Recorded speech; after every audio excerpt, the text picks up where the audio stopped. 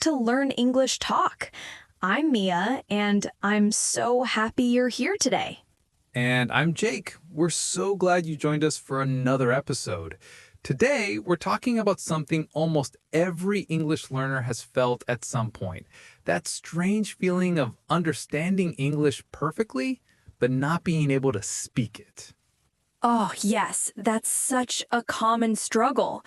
You can listen to movies, songs, podcasts, and you understand almost everything. But when it's time to speak, your brain just freezes. Exactly. It's like your thoughts are in English, but your mouth refuses to cooperate. So true. And if that's happening to you, don't worry. You're not broken. You're not bad at English. You're just at a stage that every learner goes through. That's right. It's part of the natural process. Today, we'll talk about why this happens, what's really going on in your brain, and how you can fix it step by step. And of course, if you're new here, don't forget to subscribe and join our English learning family. We post easy, fun lessons every day to help you speak English confidently. All right, Mia, let's start from the beginning. Why can people understand English but not speak it? Good question. So, the first reason is that listening and speaking use different skills. When you listen, you're a receiver, but when you speak, you're a creator. I love that. Listening is passive, speaking is active. Exactly. Your brain can recognize sounds and meaning, but forming sentences quickly is a different process. It takes practice, confidence, and rhythm. Rhythm. I like that word. Speaking English is really about rhythm, right? The flow of words. Totally. English has a rhythm that's different from many other languages. For example, English is a stress-timed language. That means we don't pronounce all words with the same length. Some words are longer, others are shorter, depending on which syllables are stressed. Exactly. So when learners understand but can't speak, sometimes it's because their brain is still focused on translating word by word instead of feeling the rhythm.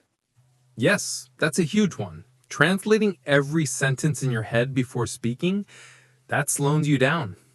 And it also increases anxiety. You start thinking, is this correct? What if I make a mistake? And boom, you freeze.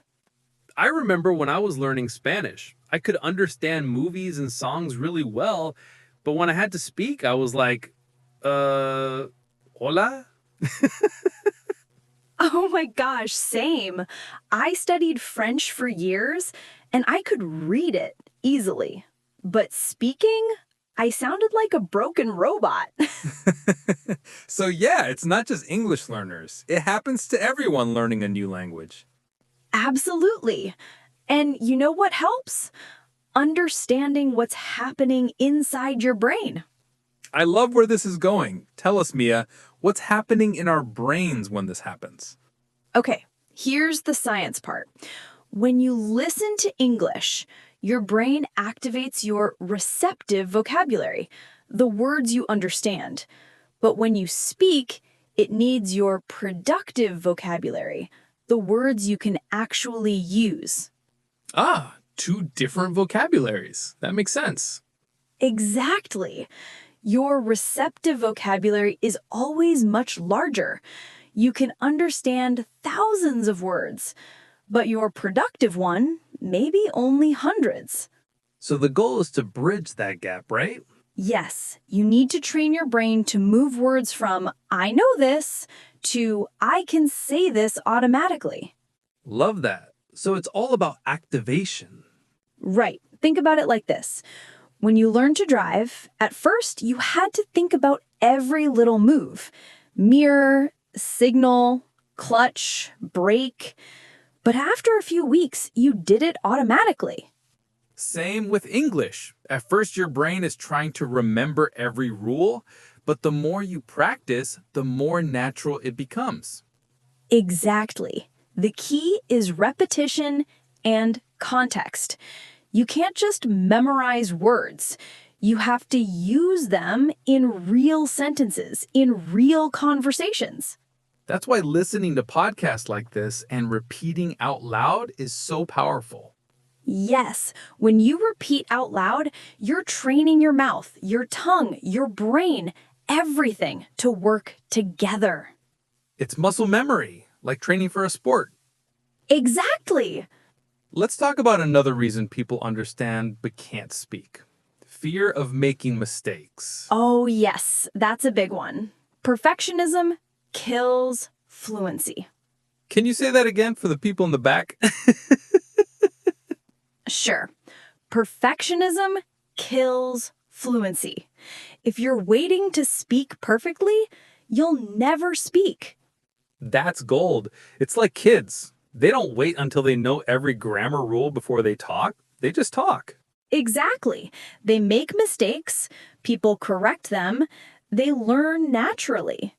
Adults are different. We judge ourselves too much.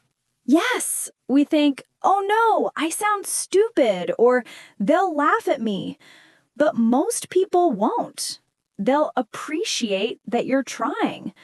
That's so true. When I hear someone trying to speak my language, I never laugh. I help. Exactly. So, if you're afraid of speaking, remember this. Fluency comes from mistakes. Every time you make one, your brain gets feedback and adjusts. You can't learn to speak by thinking about speaking. You learn by actually speaking. That's a good quote. You can't learn to speak by thinking about speaking. I should put that on a t-shirt. I'd buy it. Let's talk about practical steps now. What can people do to move from understanding to speaking? Step 1, speak every day, even if it's just to yourself. Yes, you can describe your day, your thoughts, or even what you're doing. Like, I'm making coffee, I'm going to work, it's raining today. That's called self-talk. It's one of the most effective ways to practice. I love self-talk. It feels silly at first, but it really helps your brain think in English. Exactly. And when you think in English, you stop translating. That's when fluency starts to happen. Yes, step 2, shadowing. Have you heard of that? Of course, shadowing means listening to a native speaker and repeating exactly what they say at the same time, like their shadow. That's why it's called shadowing. You imitate the pronunciation, the rhythm, and the intonation. It trains your mouth and your ear at the same time. You can do that with podcasts, YouTube videos, movies, anything. Exactly. And here's step 3. Join conversations, even short ones. Yes, you can use apps, online partners, or even just comment in English on videos or posts. Anything that makes you produce language. Don't wait for the perfect moment. Just start. And you don't need native speakers only. Talking with other learners is great too. 100%. It's all about output. The more you speak, the easier it gets. You know, Mia, I think one of the most powerful exercises is recording yourself. Oh, yes, that's such a good one. When you record yourself speaking, you become aware of your pronunciation and fluency. And you can compare your progress over time. It's really motivating. Totally. And no one's judging you. It's just you, your phone, and your voice. Yes, and hearing yourself in English helps you build confidence. You start to think, hey, I actually sound good. Exactly. So let's summarize the main reasons people can understand but not speak. Okay. Reason 1, different skills. Listening is passive, speaking is active. Reason 2, too much translation in your head. Reason 3, fear of mistakes and perfectionism. And reason 4, not enough output practice. Now let's go deeper into one idea: thinking in English. Oh, yes, that's the secret key. When you think in English, you stop switching languages. You stay in the English mode. It's like changing the channel in your brain. Exactly. At first, it's hard, but start small. Think about simple things in English, like your schedule, your plans, or your feelings. I'm hungry. I'm tired. I like this song. Simple stuff. Yes, and you can even plan your day in English. Like, after lunch, I'll study for 30 minutes. I like that. It's like mental immersion, even if you don't live in an English-speaking country. Exactly. You can live in Brazil, Japan, Mexico, anywhere, and still create your own English environment. Speaking of environment, that's another reason people struggle. True. If your environment is 100% your native language, it's harder to switch your brain. So try to surround yourself with English. Watch your favorite shows in English, follow English creators, read short posts or books, change your phone language. Little things. Yes, those little things add up. They train your brain to recognize English faster. And you start feeling like English is a part of your daily life, not just something you study. Exactly. You know, Jake, I think confidence is the biggest missing piece for most learners. 100%. Most people don't need more grammar. They need more confidence. Yes, and confidence doesn't come before you speak. It comes after you start speaking. That's a great point. People wait to feel ready, but you'll never feel ready until you begin. Exactly. It's like jumping into cold water. Once you do it, it's not as bad as you imagined.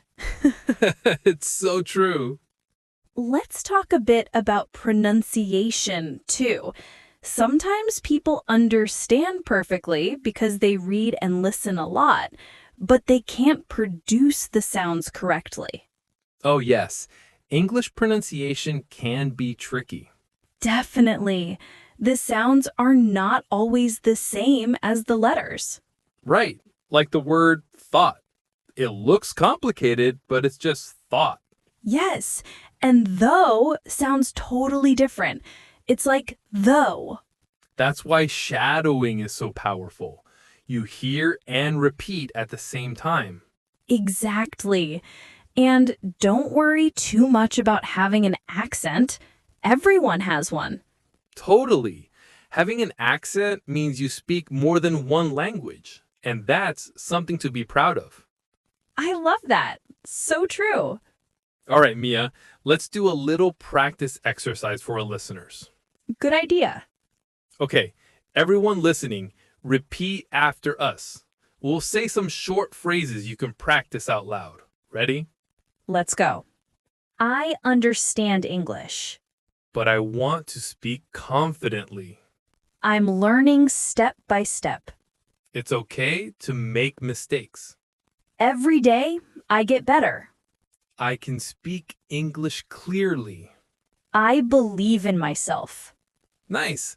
That's a mini affirmation session. Yeah, it really is. Positive mindset is part of learning too. Totally. Your attitude affects your results.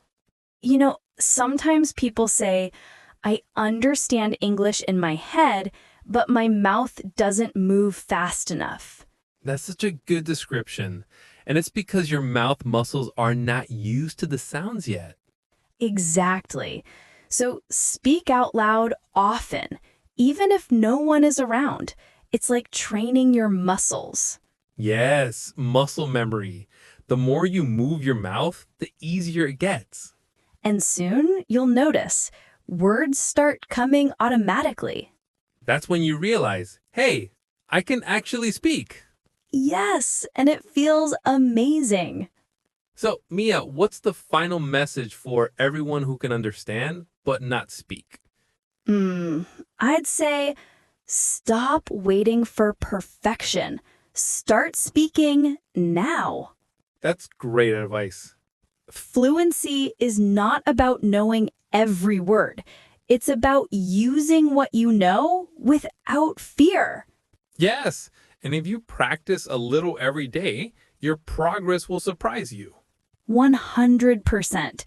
You're not stuck, you're growing. Every time you listen, repeat, or think in English, you're getting closer. That's a beautiful message. So, everyone, if you enjoyed today's episode, make sure to subscribe, like this video, and share it with a friend who's also learning English. Yes, and remember, we post new episodes every day to help you speak English naturally and confidently. You can do this. You understand English, and you can speak it too. Just give yourself permission to try. We believe in you. Thanks for listening, and we'll see you in the next episode of Learn English Talk. Bye, everyone.